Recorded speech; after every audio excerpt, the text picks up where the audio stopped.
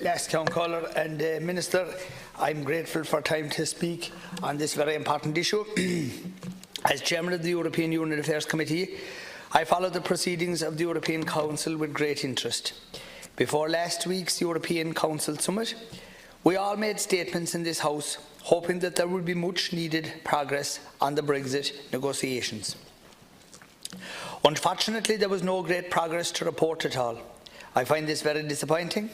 It is unfortunate that we are still at the same stage as we were 4 months ago, back in June after the last European Council meeting. I want to reiterate the urgency of this whole matter. Brexit Day is less than 6 months away. If the UK crashes out of the EU next March with no deal, there is no doubt that it would be an absolute unmitigated disaster. We are simply running out of time to get this matter sorted. We need to find solutions. I understand that political solutions to the impasse over the backstop are currently being discussed. So hopefully an agreement can be struck soon. The next European Council Summit on the 13th of December will be of paramount importance. That's nearly 2 months away.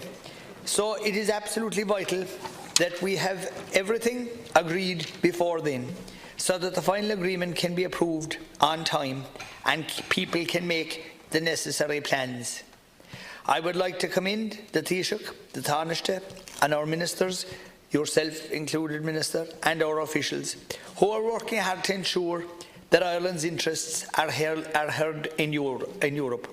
I want to also take the time, last Councillor, a job that you did yourself for many years and that you served with distinction, on complimenting our MEPs from all party political persuasions and none.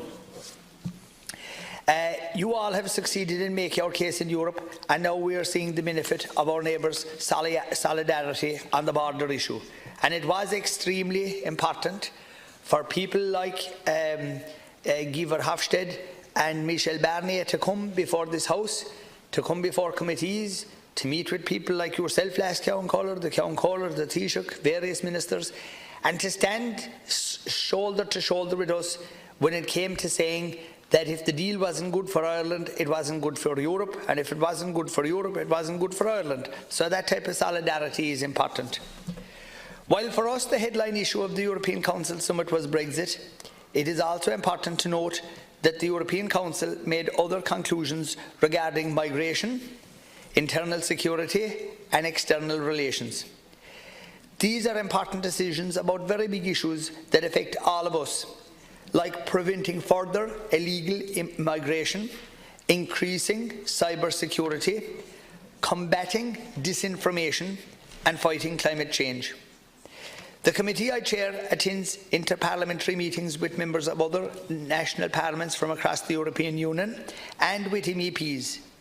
We know from attending these meetings and taking part in debates that migration in particular is a huge issue for our European neighbours. It is a much bigger issue than Brexit for many member states. Our neighbours have shown us solidarity on Brexit, so I think that it is important that we support our neighbours on their priority issues, and I hope that we will continue to work together to find constructive solutions to issues which affect us all and that help our neighbours out where we can.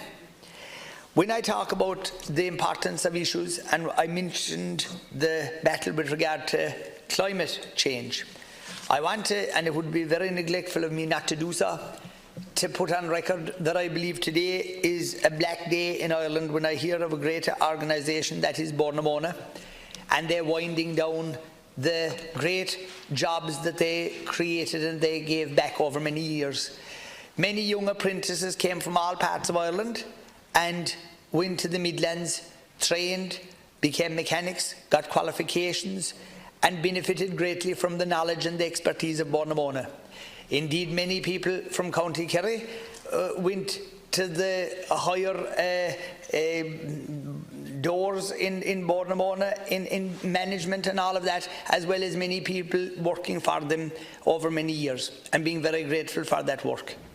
I think it is sad beyond belief that the whole issue of climate change has made it normal and acceptable for us to think that those jobs are now going to be lost, and that there's no clear pathway for Burnamona in the future.